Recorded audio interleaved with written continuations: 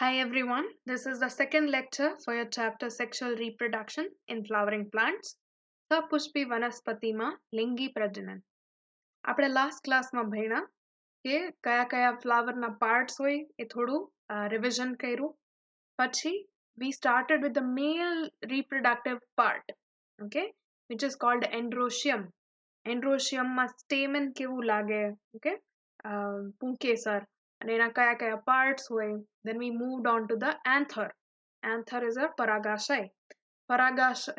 પરાગાશય જે છે એનું ક્રોસ સેક્શન, okay, એનું ક્રોસ સેક્શન કરી અને એમાં કયા કયા લેયર્સ આવેલા છે, that we studied. Today we continue with the same, okay, આજે પણ આપણે continue કરીશું to learn more about the androecium. So today we will be talking about the structure of microsporangium. લઘુ બીજાણુધારી. લઘુ બીજાણુધારી જે છે એનું આપણે વાત કરવાના છીએ. Remember, this is the structure. આ તમારું anther છે, okay. Anther ને કટ કરો તો you can see these four chamber like structures. A chamber નથી, actually they are just a group of cells, okay, and they are called microsporangium. Microsporangium ની અંદર microspores અથવા તો pollen grains જે છે develop થશે. This here is the structure of your anther, and anther જે છે એના 4 layers હોય wall માં, that we studied last time. We studied the outermost epidermis followed by endothecium. એની અંદર આવે middle layers અને સૌથી અંદરની તરફ હતું tapetum.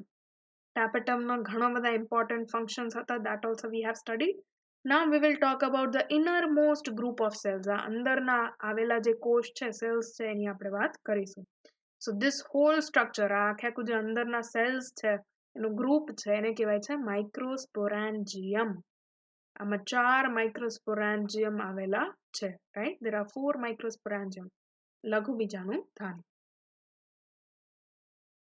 In transverse section, આ જે cross section લીધેલું છે એમાં you can see them in circular form. એ તમને circle જેવા દેખાય. પણ ઓમ તમે વિચારો તો આવા આખા લાંબા હશે. Can you understand? આડું કાપીને તમે જોવો છો. You are just taking this cross section, so you find them round, circular. પણ જ્યારે તમે imagine કરો તો આ circular જે છે is actually cylindrical, okay, ઉપરથી નીચે સુધી આ રીતના આવેલા હશે. 4 microsporangia. Clear? In young anther, જ્યારે anther જે છે એ young હોય, હજી develop નથી, હજી mature નથી થયું, ત્યારે compactly arranged cells are called sporogenous tissue. Okay, આની અંદરના જે cells છે they are called sporogenous tissue. They occupy center of each microsporangium. Microsporangium develops into pollen sac. જ્યારે આ mature થાય, anther mature થાય, પરાગાશય જ્યારે mature થાય ત્યારે એ બની જાય છે પરાગરજ કોથળી. Okay, it becomes the pollen sac. Now let us consider and discuss the development of anther and microsporogenesis. Okay, development of anther કેવી રીતના develop થાય છે, એ કઈ રીતના plant ની ઉપર કે flower ની અંદર development એનું જે છે, that we will be studying. Followed by microsporogenesis. Microspore જે છે it means your pollen grain. Okay, તમારા પરાગરજનું બીજું નામ છે લઘુ બીજાણુ or microspore. Clear? તો genesis એટલે synthesis or સંશ્લેષણ. શેનું સંશ્લેષણ કરે છે? We are going to make microspores or pollen grains. So we will start with development of anther and we will discuss microsporogenesis after that. Clear? હવે કોઈ બી flower હોય, ફૂલ હોય, એની અંદર જ્યારે સ્ટેમન તમને ડેવલપ થાય એમાં anther ટોપ ઉપર હોય. It looks like a small outgrowth, okay, કે આમ નાનકડું એવું rounded structure હોય, બટન જેવું શેપનું હોય. Fine, it looks like an outgrowth in its initial stage. જ્યારે આ સ્ટેજ ઉપર વાત કરીએ છીએ તો it would look like this. એનું cross section કરી અને તમે અગર સેલ ને જુઓ તો એ આ પ્રકારનું દેખાશે. You will just be able to find the epidermis, જે બહારનું સ્તર જે છે એ તમને દેખાશે અને અંદર આવા ઘણા બધા cells છે. These cells are called meristematic cells. Okay, meristematic cell નો મતલબ થાય કે વર્ધમાન પેશીના કોષ. Okay, so this cells, they will be able to make all different kinds of cells. Meristematic cells જે છે એ ટોટીપોટેન્ટ હોય અને એમાંથી ઘણી બધી અલગ અલગ જાતના સેલ કોષ જે છે એ બનાવશે. Clear? So in the starting, anther looks like this. એનું ખાલી એપિડર્મિસ હોય અને અંદર મેરિસ્ટમેટિક સેલ્સ હોય. A mass of meristematic cells is surrounded by the epidermis. First, the vascular tissues are formed in middle. હવે આનું જે કનેક્ટિવ હતું ને ત્યાં તમને દેખાશે કે સૌથી પહેલા શું ડેવલપ થાય તો કે આ વાસ્ક્યુલર ટિશ્યુ ડેવલપ થાય, ઝાયલમ અને ફ્લોએમ. અન્નવાહક અને જળવાહક જે છે એ સૌથી પહેલા બને. Why? Because એના થ્રુ જ પાણી છે, મિનરલ્સ છે, ફૂડ છે એ તમારા અલગ અલગ એરિયા, એન્થરના એરિયા સુધી પહોંચશે. So the first tissue to develop is this connective, and a connective is nothing but your vascular bundles. Clear? Middle ma. After that, or along with that, amuk je kosh che, okay, some group of cells below the epidermis.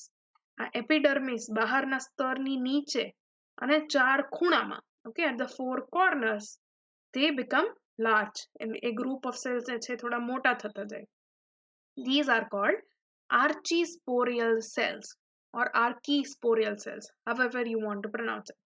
Okay, archi, જ્યારે બી arc કે archi એવું આવે ને શબ્દ એનો મતલબ થાય old, okay, or previous, પહેલાનું. તો archisporial, spore આપણે બનાવવાનું છે, right? Microspore is nothing but your pollen grain. તો pollen grain બને એની પહેલાના એના પૂર્વજ કોષ, okay, so that ancestral cell are called archisporial cell, જેમાંથી હવે finally microsporangium બનશે. Right, so these at the four corners you find archisporial cells અને વચ્ચેની જગ્યાએ connective જે છે develop થયું હશે. Clear?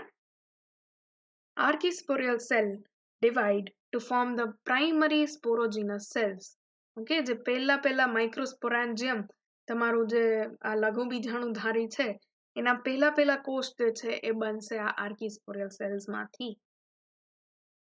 Primary parietal cells undergo division to form endothecium, middle layers and tapetum.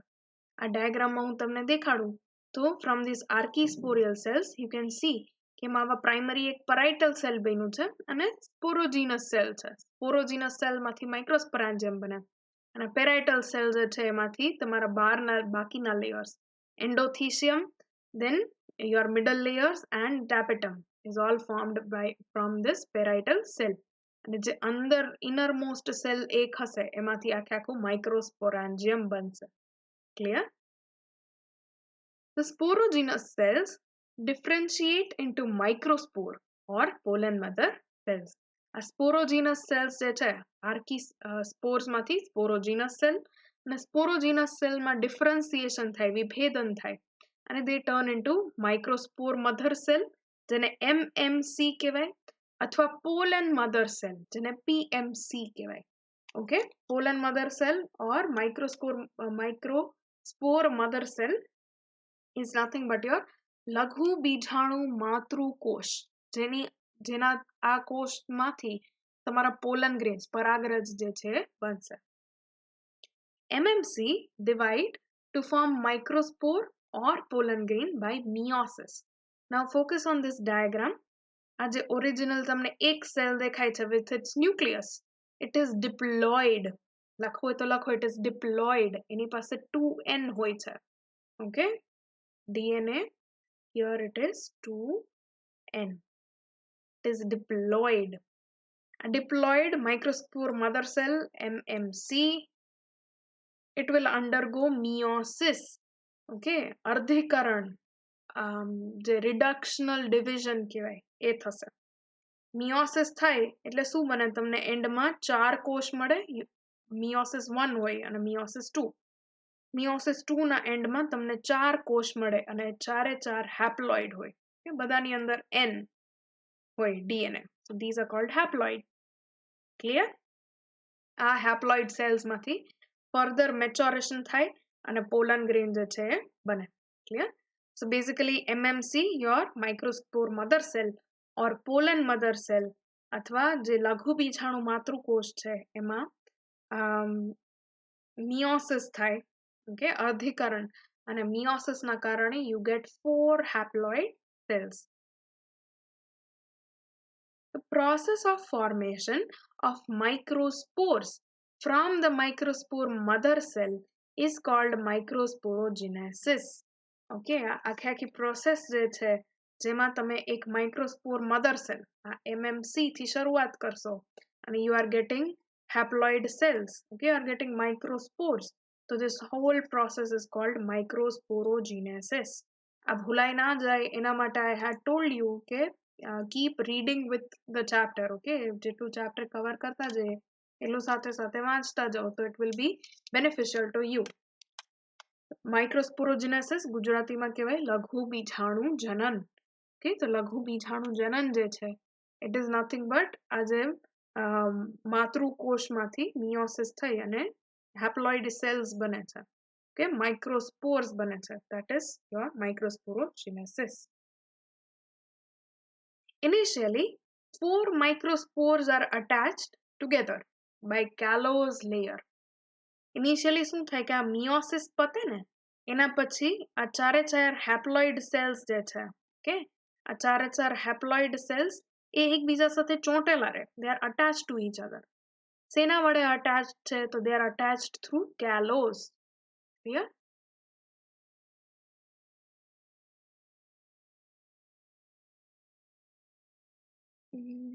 હા, કેલોઝ. ક્લિયર? અને આ જે ચાર સેલ્સ સાથે છે that is called tetrad, જે ચોંટેલા છે that is called tetrad અથવા પરાગ ચતુષ્ક. Okay, microspore tetrad, in Gujarati it is known as paragraj, parag chatushk. This callose layer is dissolved by callase enzyme. હવે ટાપેટમ ને યાદ કરો, ટાપેટમ માં આપણે વાત કરી હતી કે એન્ઝાઇમ પણ સિક્રીટ કરે છે.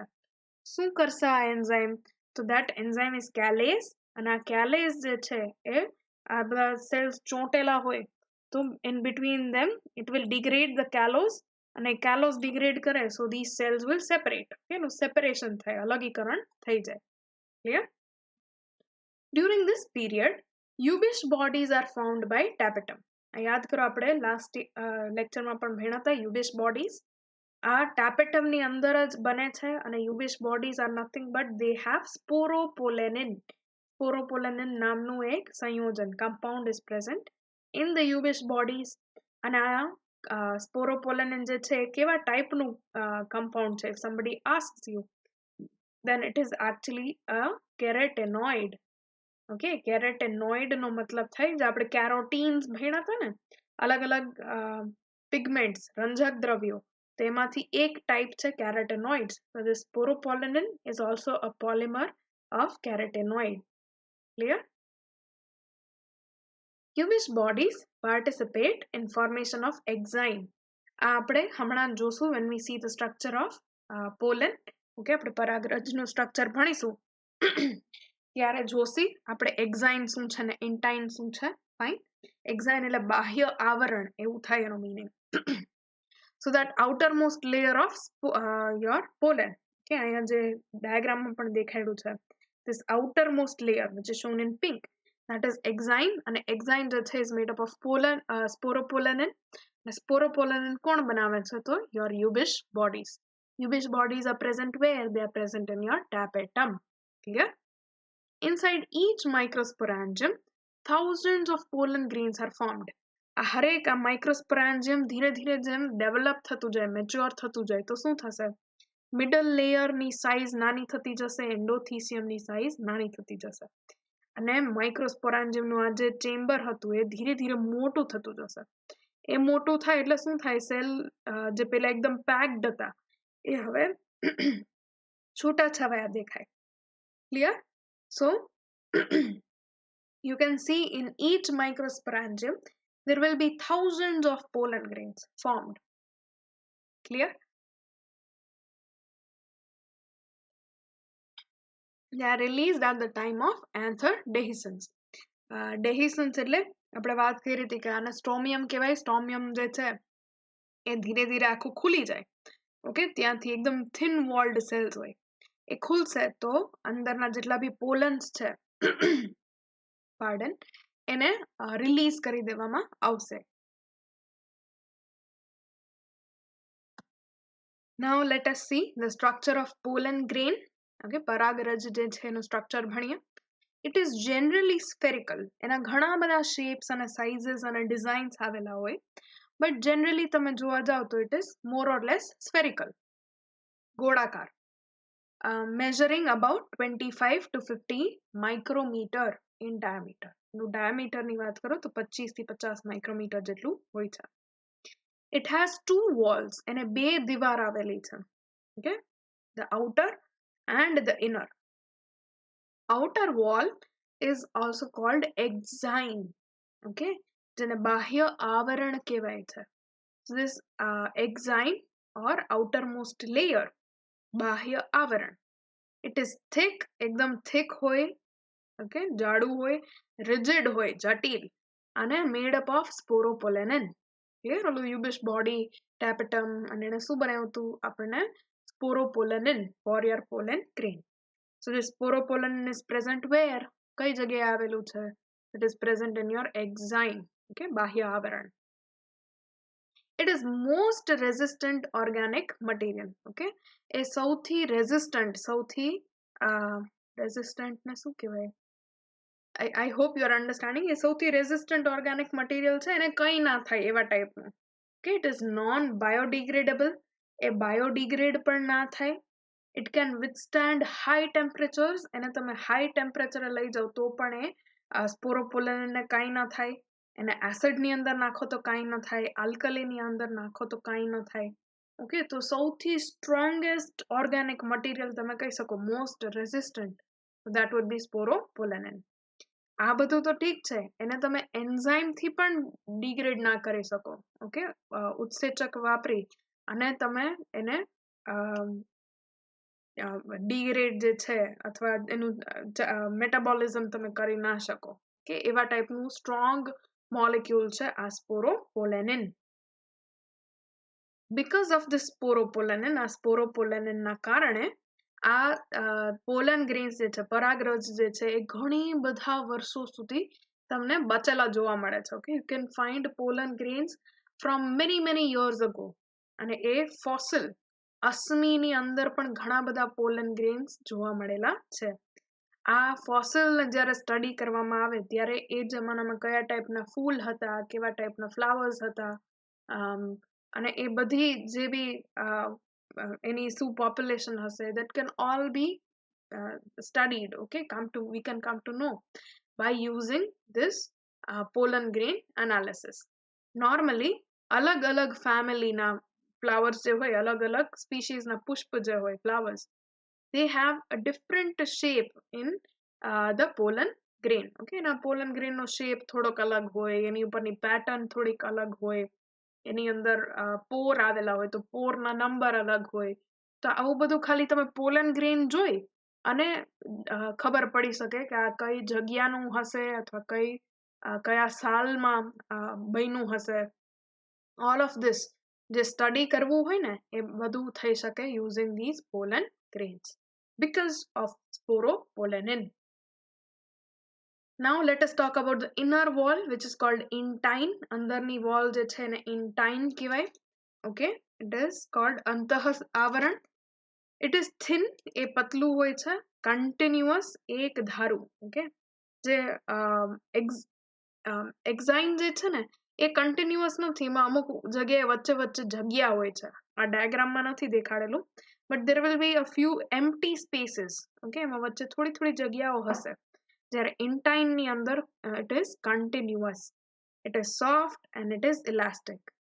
શેનાથી બનેલું હોય તો it is made up of pectin and cellulose. Clear?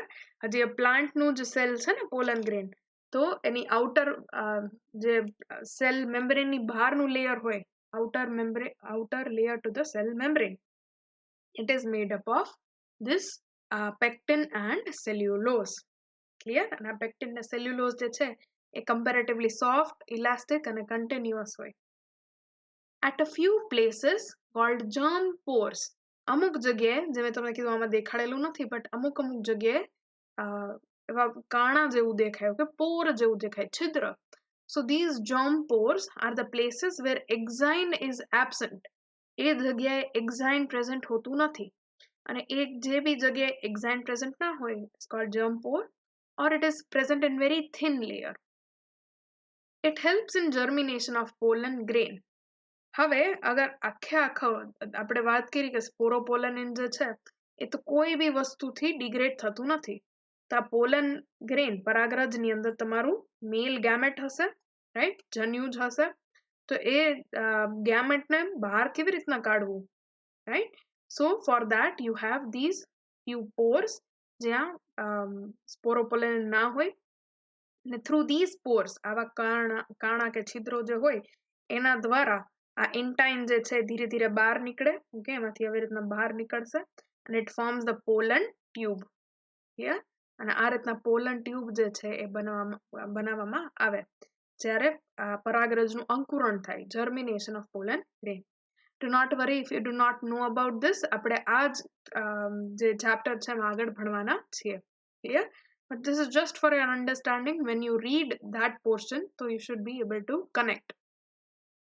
The number of germ pore, આ જે બી holes ની વાત કરું છું, છિદ્રની વાત કરું છું, their structure, their ornamentation is a significant feature of taxonomy. Taxonomy એટલે વર્ગીકરણ ને ક્લાસિફિકેશન તમે જે કરો ને એમાં આ બધી પોલનનું કેવું દેખાય છે, કેટલા જર્મ પોર છે, એ બધી વસ્તુ એમાં ઇન્ક્લુડ કરવામાં આવે છે. A detailed study of pollen grain is called palynology. Okay,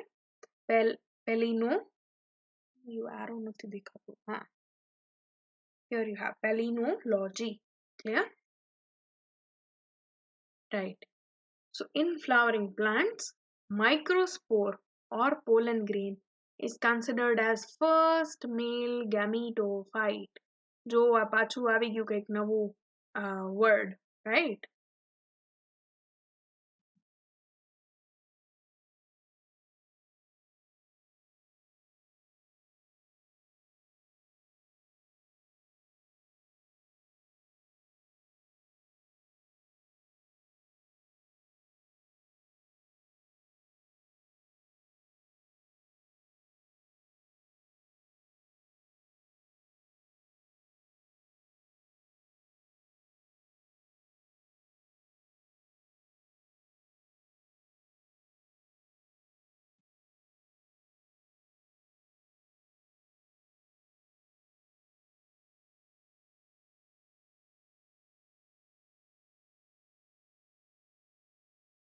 Right, sorry about that. So microgametogenesis, again આપણે જે હમણાં જ વાત કરી કે પોલન મધર સેલમાંથી જે 4 સેલ બને છે, ટેટ્રાડ, ચતુષ્ક, અને એને છૂટા પડે છે, સો દે ફોર્મ ધ માઇક્રોસ્પોર્સ. માઇક્રોસ્પોર્સ જે છે અથવા પોલન કયો, બે એક જ વસ્તુ છે. Clear? Now this microspore or the pollen grain is not the male gamete. એ વાત યાદ રાખવાની છે કે એ મેલ ગેમેટ નથી. Okay, it is still not the male gamete. It is the first male gametophyte. Again, તમારું જે plant classification છે, go and refer it again. એમાં તમે sporophyte ને gametophyte ને alteration of generation ને એવું બધું ભણ્યા છો, right? So gametophyte શું છે? It is a part of plant. એ પ્લાન્ટનો એક પાર્ટ છે અથવા એક ટાઈપ છે, પ્રકાર છે, જે હવે ગેમેટ બનાવશે. ક્લિયર? હજી પોલન જે છે એ મેલ ગેમેટ નથી, જન્યુ નથી. Clear? It is still the male gametophyte. Fine? હવે આ મેલ ગેમેટોફાઇટની અંદર જે ગેમેટ બનશે એને ગેમેટોજીનેસિસ કહેવાય. અત્યાર સુધી આપણે જે ભણ્યા was માઇક્રોસ્પોરોજીનેસિસ, આને કહેવાય microgametogenesis. The partial germination or development of pollen grain starts in the pollen sac of anther. જે પરાગરજની કોથળી છે એની અંદર જ પરાગરજનું અંકુરણ જે છે થોડુંક શરૂ થઈ જાય છે. કઈ રીતના? So here just focus on this diagram. Fine? Here you have a microspore. Microspore એટલે કે તમારું પરાગરજ છે. Okay? એની અંદર આ vacuole દેખાય છે, રસધાની. You have your nucleus. Now what is happening is આ ન્યુક્લિયસ જે છે ને એનું માઇટોસિસ થશે. Remember, pollen grains are haploid, તો આનું mitosis થાય એના પછી પણ you get haploid nuclei only, right? તો haploid એવા બે nucleus બને. Clear? So first you get two nuclei. Okay? Haploid nucleus of pollen grain divides by mitosis and gives two unequal sized nuclei. એમાંથી એકમાંથી બે ન્યુક્લિયસ જે બને કોષ કેન્દ્ર એ બેની સાઇઝમાં નાની મોટી હોય છે. And the smaller nucleus, જે નાનું ન્યુક્લિયસ છે એને કહેવાય છે જનરેટિવ ન્યુક્લિયસ. ઓકે, જનન કોષનું કોષ કેન્દ્ર. While the larger nuclei, okay, જે મોટું છે સાઇઝમાં, it is called vegetative or tube nucleus. એને કહેવામાં આવે છે ટ્યુબ ન્યુક્લિયસનું Gujarati I am not able to remember right now. But basically એ જે પોલન ટ્યુબ બનશે ને ટ્યુબ બનવામાં મદદ કરશે એ ન્યુક્લિયસ છે. Okay, so first you get two nuclei અને ન્યુક્લિયાની આજુબાજુ પછી સાઇટોકાઇનેસિસ થાય. ઓકે, સાઇટોકાઇનેસિસનો મતલબ એક કોષમાંથી બે કોષ જે છે એનું કોષ વિભાજન થાય. when the cytokinesis happens આ બેની વચ્ચે એક આવું લેયર બને, okay, of cell wall, fine, અને આ બે જે છે છૂટા પડે. this smaller spindle shape, આવું સ્પિન્ડલ જેવા શેપનું જે સેલ છે એને કહેવાય છે જનરેટિવ સેલ, જનન કોષ, and the other one is called vegetative cell or એને ધાનુષપતિક એવું કંઈક કહેવાય, સોરી વનસ્પતિક કોષ. તો you get this વાનસ્પતિક or વનસ્પતિક કોષ અને generative nucleus and the generative cell which is જનન કોષ.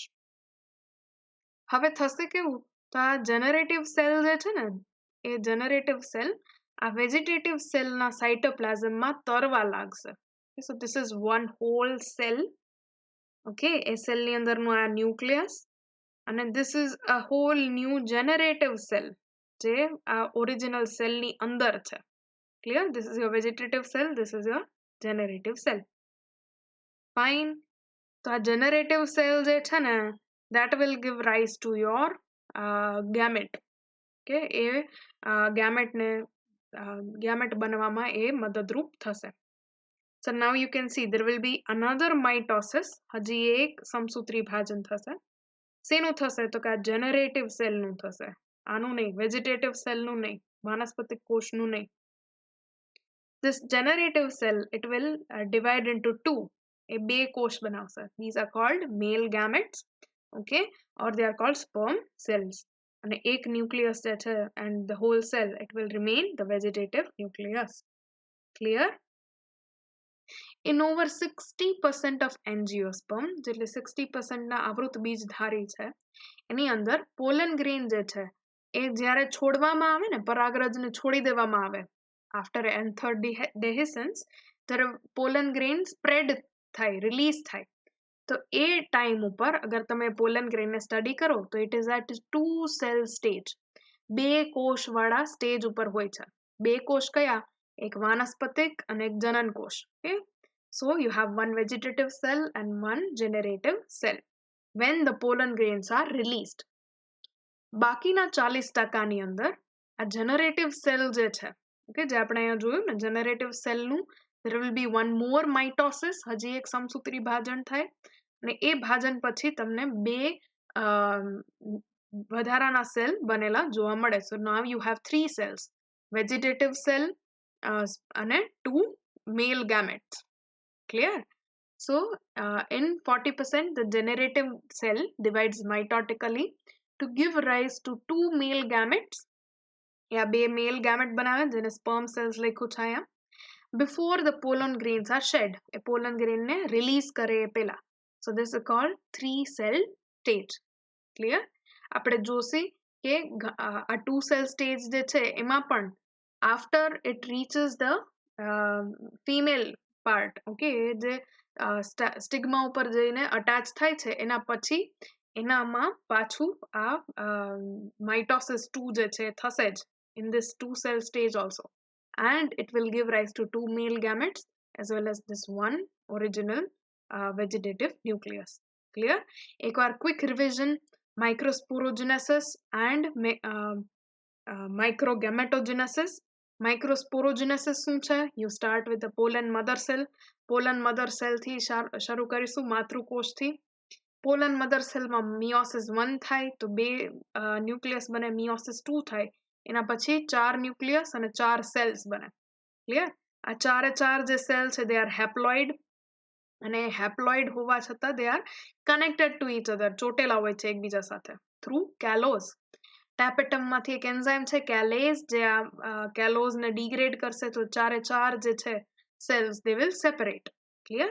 એનું સેપરેશન થાય પછી આપણે આ એક પોલન ગ્રેનની વાત કરીએ. ઓકે, માઇક્રોસ્પોર ચારે ચાર છૂટા પડે, એની ઉપર ઇન્ટાઇન અને એક્ઝાઇનના લેયર ચડાવાય. Okay, so now you have this intine and exine layer added to the microspore which forms your pollen grain.